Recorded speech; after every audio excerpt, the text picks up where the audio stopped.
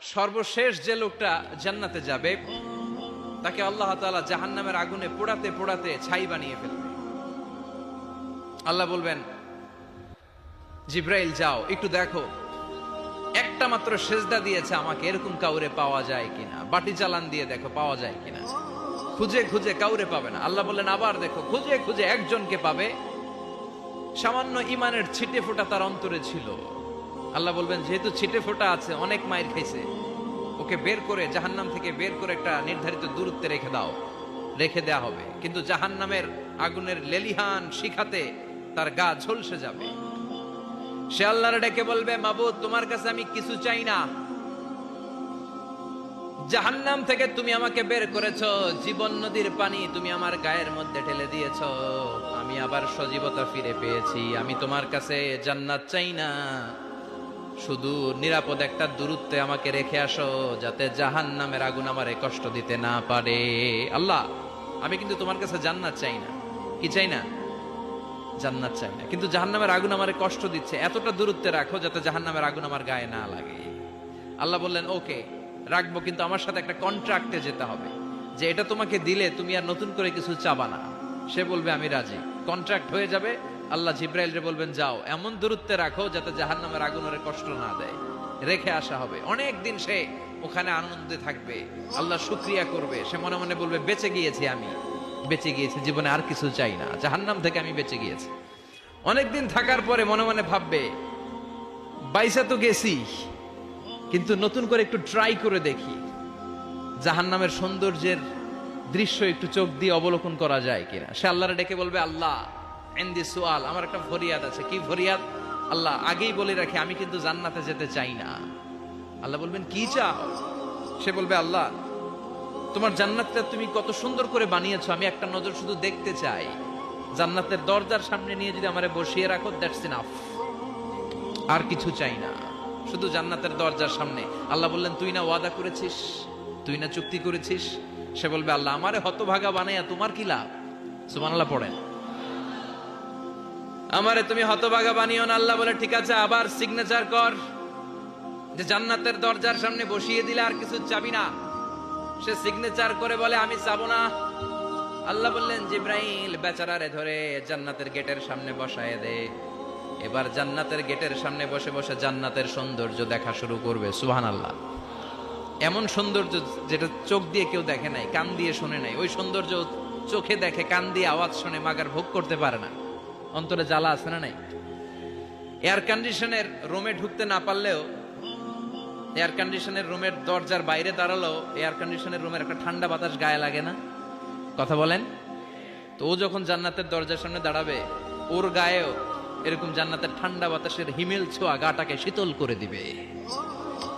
ওই শীতল হয়ে যাওয়ার পরে আর তো সহ্য হবে না, আবার আল্লাহরে ডাকবে। মনে মনে ভাববে আর একটু ট্রাই করি না, দোষ কি, আস্তে আস্তে অনেক দূর তো আগাইছি। সুবহানাল্লাহ কইবেন না? এবার আল্লাহরে বলবে, আল্লাহ ইনদি সুআল, আল্লাহ তুমি যদি কোনো বিষয়ে নতুন করে ডিসিশন নাও, তোমারে জিজ্ঞেস করার মতো কি কেউ আছে? আল্লাহ বলেন না, আমি তো সব রাজার বড় রাজা, মহারাজা, আমার উপরে তো কারো কথা চলে না। ওই হতভাগা লোকটা বলবে, আল্লাহ এত সুন্দর জান্নাত তুমি বানালাম, চোখ দিয়ে সৌন্দর্য দেখি, কান দিয়ে আওয়াজগুলো শুনি, হুর আর গেলমান হেঁটে বেড়ায়, এত সুন্দর জান্নাত চোখ দিয়ে দেখি, ঢুকতে পারি না, আমারে কষ্ট দিয়ে তোমার কি লাভ? ও আল্লাহ আমারে তুমি মাফ করে দাও, জান্নাতের চিপার মধ্যে এক কর্নারে তুমি একটু আমারে জায়গা করে দাও। আল্লাহ বলবেন, ওয়াই হাক ইবনা আদম, তোর ধ্বংস হোক হে আদম জাত, মা আগদারাকা, তোর যে বড় গাদ্দার আমি আমার সৃষ্টিকুলে কাউরে দেখি নাই, কারণ তুই আমার সাথে চুক্তি করিস আর চুক্তি ভঙ্গ করিস। আল্লাহর রহমতের দরিয়ায় তখন জোশ খেলে যাবে, ওর আকুতি মিনতি চাহনি আল্লাহর রহমতের দরিয়ার মধ্যে জোশ লাগিয়ে দিবে। আল্লাহর দয়া হয়ে যাবে, মায়া হয়ে যাবে। আল্লাহ বলবেন ঠিক আছে জান্নাতে যা। লোকটা এবার এক দৌড়ে জান্নাতের ভিতরে ঢুকে যাবে। লোকটার দৌড় দেখে আবার লোকটারে আল্লাহ ডেকে বলবে, একটু দাঁড়া, একটু দাঁড়া, জান্নাত তো দিছি, তো দৌড় দিলি কেন? সুবহানাল্লাহ কইবেন না? লোকটি বলবে, আল্লাহ প্ল্যান তো আমি কম করি নাই, এত চেষ্টার ফলে আমি আসতে পারছি, আবার যদি তুমি বাইর করে দাও, এই জন্য এক দৌড়ে এমন চিপার মধ্যে লুকামো যাতে তুমি আমার না দেখো।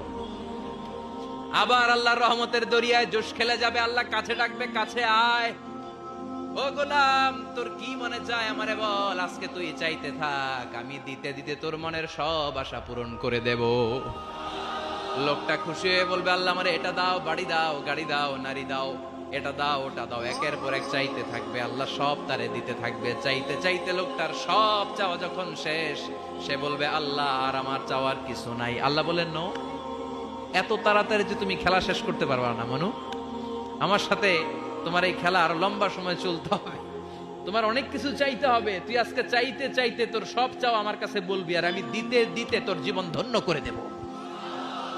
সে আবার চাইতে শুরু করবে, আল্লাহ এটা দাও, ওটা দাও, ওটা দাও, আল্লাহ দিতে দিতে সব দিবে। এরপরে বলবে, আল্লাহ মাফও চাই, দোয়াও চাই, আর চাওয়ার কিছু নাই। আল্লাহ বলবেন, তাই ঠিক আছে, তোরে আমি জান্নাতে ঢুকাই দিলাম, তবে মনে রাখিস তোর জান্নাতটা হবে সবচেয়ে ছোট জান্নাত, আর তোর জান্নাতটা হবে এই পৃথিবীর 10 গুণ। চিল্লা এখন সুবহানাল্লাহ।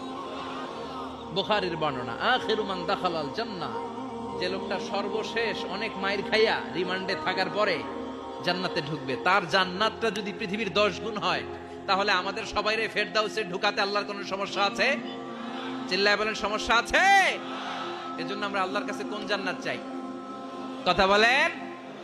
রব্বুল আলামিন বলেন, ওয়াসিকাল্লাযীনা ইত্তাকাউ রাব্বাহুম ইলাল জান্নাতি যুমারা হাত্তা ইযা জাউহা ওয়া ফুতিহাত আবওয়াবুহা ওয়া ক্বালা লাহুম খাজানাতুহা সালামুন আলাইকুম তিবতুম ফাদখুলুহা খালিদিন। সুবহানাল্লাহ পড়েন।